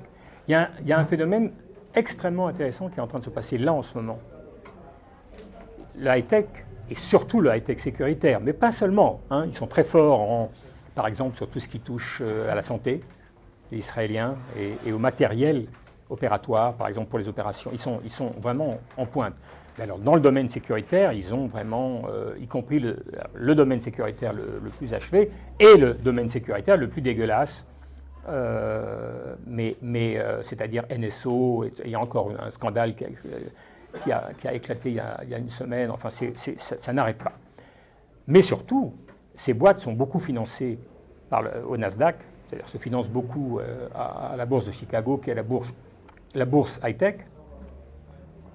Et de plus en plus de boîtes. Alors, beaucoup de boîtes israéliennes ont dû fermer, à cause de l'inflation, à cause de plein de raisons, mais aussi à cause de ce qui se passe. Et ce qui se passe inquiète beaucoup les investisseurs américains. Beaucoup. Et donc, il y a pas mal de boîtes où les investisseurs disent aux Israéliens, mais il n'y a pas de problème, nous on continue à investir chez vous, mais vous venez aux États-Unis, installez-vous ici. Ou aller au Canada, ou aller ailleurs, mais vous ne restez pas là-bas. Ça peut... Alors, ce n'est pas toute l'économie israélienne, mais c'est quand même un secteur qui est un secteur très important pour l'économie israélienne. Et aujourd'hui, bon, après, moi, il y a des articles dans les journaux israéliens. Alors moi, je ne lis pas, parce que je ne peux pas tout lire, donc je lis essentiellement un ou deux trucs dans Haaretz. Il y a un journal économique qui est très bon, qui s'appelle The Marker, et qui dit que les milieux high-tech sont très très inquiets en Israël, vraiment très inquiets. Et effectivement, il y a des gens qui soutiennent, de ce milieu-là, qui soutiennent à fond les manifs.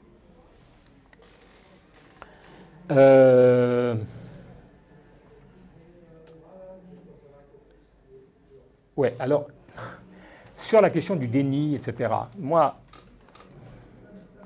il y a un truc qui est assez extraordinaire. En 2022, j'ai fait un papier pour Orient 21 sur le thème suivant. Jamais autant qu'en 2022, j'ai tout simplement repris des grands papiers qui ont été publiés dans Haaretz, qui étaient des révélations sur des crimes du passé. C'est ahurissant. Il y en a, je ne sais pas, il y en a une tous les 15 jours, peut-être même 10 jours. Il y en a 2 ou 3 par mois, durant toute l'année. C'est incroyable. Alors, par exemple, il y a un film, il y avait une affaire il y a un village qui, dans la guerre de 48, il y a eu un massacre massif des hommes. Parce qu'ils ont raflé les hommes entre 15 et 45 ans et ils les ont dégommés. Il y a débat, est-ce qu'il y a 90 morts, 200, enfin bon, peu importe. Ça avait fait tout un scandale en Israël au début des années 2000, je pense. Puisqu'il y avait des survivants du bataillon qui étaient accusés d'avoir commis un massacre de civils. Et donc, ils avaient dit qu'il y avait eu une bataille, mais qu'ils n'avaient fait aucun massacre, etc.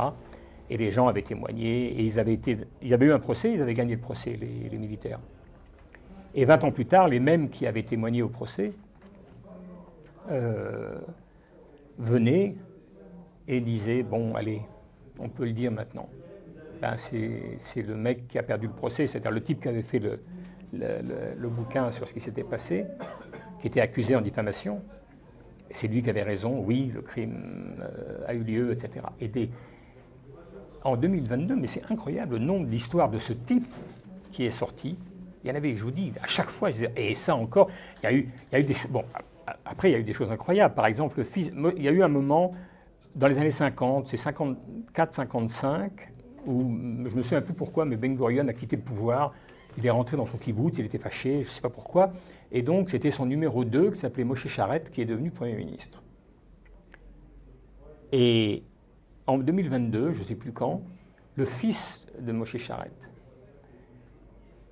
a donné une très longue interview à Haaretz, où il a dit « Le sionisme est une monstruosité, j'ai collaboré avec un animal monstrueux, enfin des choses complètement, etc. Et j'ai consacré ma... » Ah oui, pourquoi il dit ça? Parce qu'il avait été numéro 3 du Shin Bet. J'ai consacré ma vie un pays monstrueux qui commet des crimes. C'était un truc dingue. Alors, c'est assez intéressant parce qu'il y a eu plusieurs généraux. Par exemple, le général qui était commandant à l'époque, mais qui a commandé le bataillon qui a fait un crime en 1956 à Kfar Qassem, où il y a eu 50 paysans palestiniens qui ont été liquidés. Tous ces gens-là sont tous morts très vite après leur confession. Ça m'a rappelé un peu Massu, moi, et l'Algérie. Ça m'a rappelé ça, parce que, en fait, ils ont parlé, je pense, parce qu'ils savaient qu'ils avaient un cancer, ou qu'ils avaient, etc., et qu'ils approchaient de la mort. Et pour une raison qui est la leur, je ne la connais pas, mais sans doute qu'ils avaient besoin de se décharger avant le grand départ d'un certain poids. Et donc, ils ont parlé. Mais ce qui est le plus intéressant dans tout ça, c'est qu'il y a un jeune historien, un mec de 45 ans, qui est absolument brillant, qui s'appelle Raz de son nom de famille, et qui lui mène, il a créé une ONG qui s'appelle Akevot, ça veut dire les traces, et il suit les traces du passé. Et il fait un boulot extraordinaire, et on lui doit un bon tiers de toutes les affaires qui sont sorties dans Haaretz en 2002. C'est quoi l'écho de Haaretz aujourd'hui en Israël? Oh, l'écho, ils doivent... Ah oui, mais ils font 50 000 ventes papier et ils ont 90 000 avec Internet. Mais sur les 90 000, c'est un petit pays, hein, mais sur les 90 000, il y a 20 000 à l'étranger. Dont sur les 20 000, il y a 18 000 aux États-Unis. Hein, c'est le judaïsme américain, en fait. Parce qu'ils ont parce qu'ils ont un accord avec le New York Times. Et donc, ils publient une version anglaise tous les jours de Haaretz. Voilà. Et non, mais moi, ce qui m'a stupéfié, quoi, c'est que le nombre d'histoires qui ont été révélées en 2022, jamais il n'y a eu autant d'histoires et de révélations. L'impact sur la population, sur les élections, zéro, mais zéro. C'est impressionnant.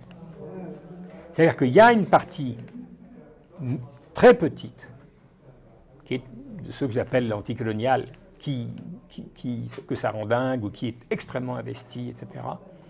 Pas sur le plan politique, mais dans des ONG en général, dans des ONG. Mais sinon, il y a une indifférence absolument... Ça ne change rien, la publication. Il n'y a pas de censure. Il y a zéro censure. Et en plus, Haaretz, aujourd'hui, a basculé politiquement. Donc, il marche avec eux, en grande partie, y compris la direction du journal. Eux, ceux qui écrivent ces articles, quoi. Avant, il y a 20 ans, dans Haaretz, il y avait deux gauchistes dont le métier, c'était d'écrire sur les horreurs qu'on fait aux Palestiniens. C'était Gideon Levy et Amir Haas. Mais aujourd'hui, ils sont 20 à s'occuper de ça. Et sans arrêt, ils sortent des trucs. Sans arrêt. Et c'est des jeunes. Et c'est des jeunes, en général. Donc... Oui, c'est le film, oui. Ben, c'est ça dont je parlais tout à l'heure, sur Tantoura. Oui, il y a eu un documentaire. C'est extraordinaire que les gens qui ont témoigné au procès pour dire « c'est un mensonge, ils viennent 20 ans plus tard et ils disent, pour un film, ils disent « bon ben voilà, le jeune doctorant, c'est lui qui avait raison et nous on montait, voilà ce qu'on a fait. » Ah, on lui a bien pourri la vie. Ils lui ont bien. Ce qui est intéressant, c'est les trois personnes qui sont à la fin dans le film, qui sont trois Israéliens vieux, qui ont connu cette histoire-là et qui ont les trois en position... de toute façon, ils ne nient pas l'événement, qui était le massacre de Kalash, mais en même temps, certains disent bon, il faut laisser les Palestiniens commémorer leur mort, et d'autres ils disent ah non, surtout pas, ça va nous foutre dans la mise. C'est assez stupéfiant. Est-ce que j'ai répondu à oui, sur le déni et l'assomption des choses? Oui, ben voilà.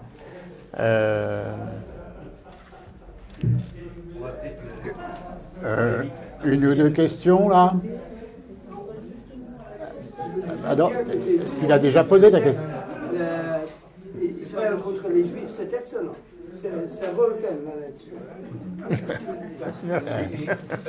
Merci.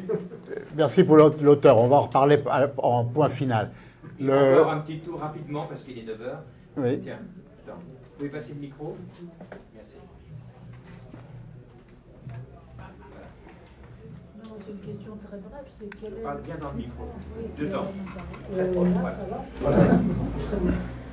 Juste savoir quel est le fait que la situation, enfin, la géopolitique en fait, quelle importance elle a aujourd'hui dans ce qui se passe en Israël, et notamment peut-être la peur en gros de l'Iran, la peur de leur situation Et vous voulez une réponse en 2 phrases? En fait, il y a pas, parce que territorialement, il y a Gaza d'un côté, la Cisjordanie qui a mérité comme peau de chagrin, il n'y a plus grand-chose. Donc en termes de ressources, c'est pas la motivation, je dirais, des Israéliens de coloniser, ou je ne sais même pas par rapport à Gaza ce qu'ils veulent faire.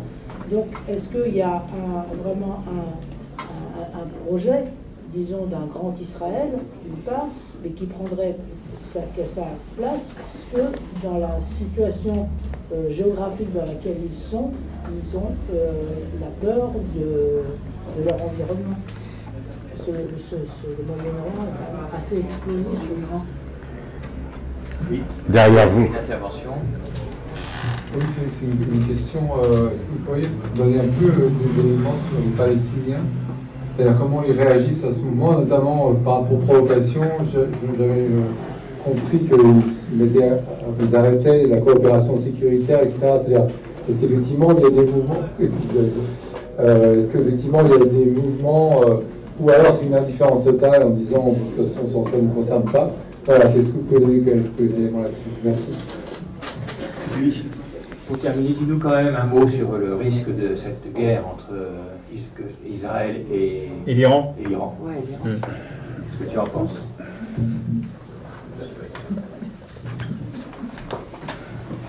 Bon, je vais commencer parce qu'elle est plus simple par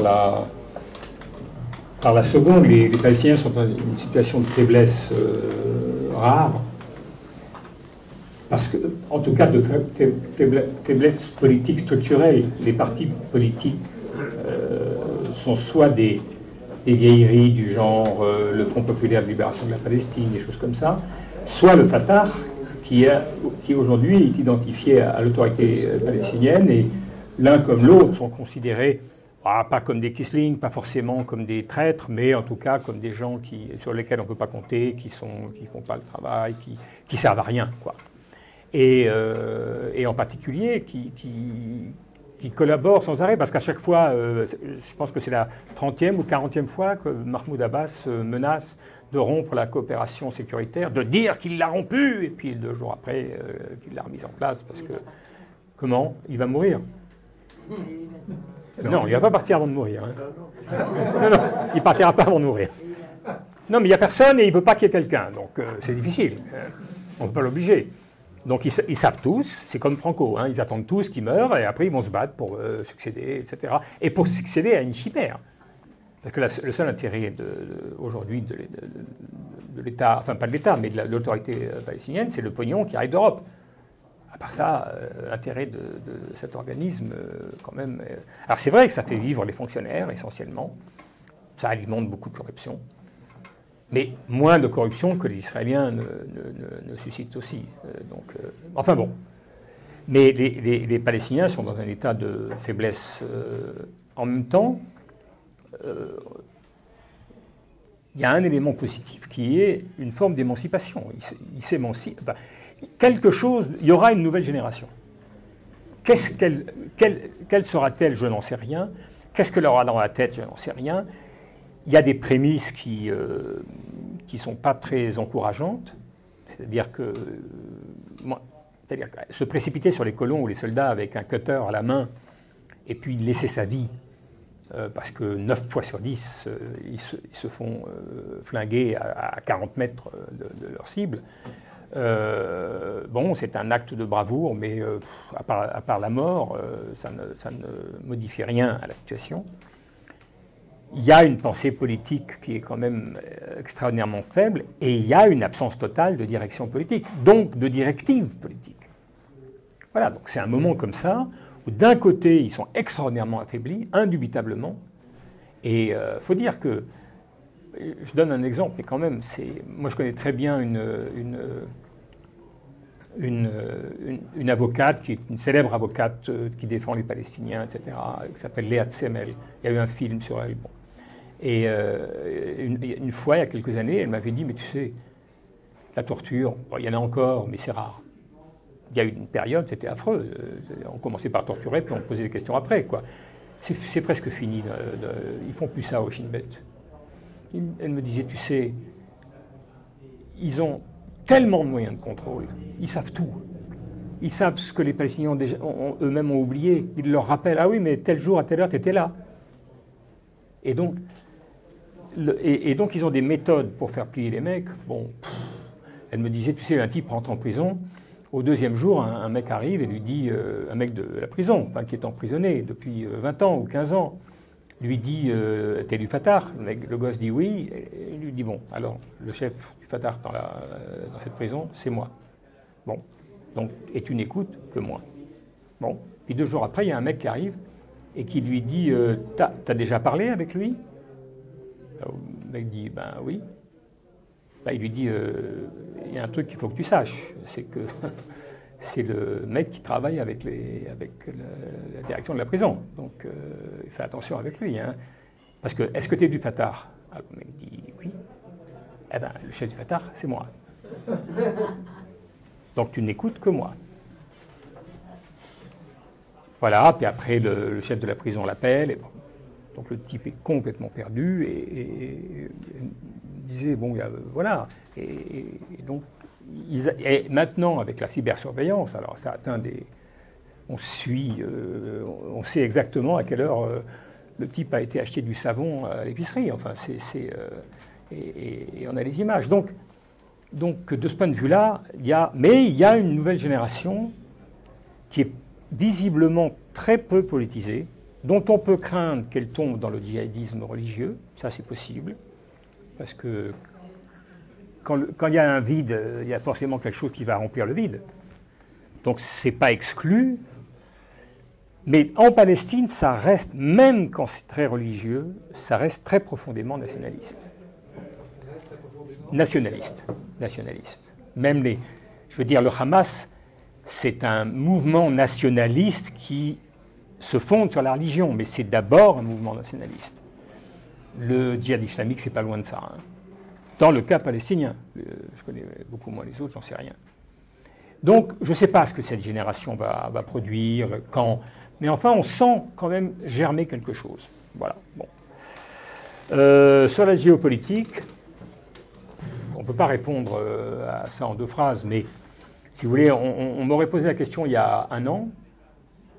Netanyahou semblait vraiment au zénith, quoi. C'est-à-dire qu'il y avait les accords d'Abraham, on ouvrait les ambassades à Tire-Larigot, les Marocains. Alors les Marocains ne veulent pas encore ouvrir tant que les Israéliens n'ont pas reconnu leurs droits sur les Sahraouis, sur le Sahara occidental.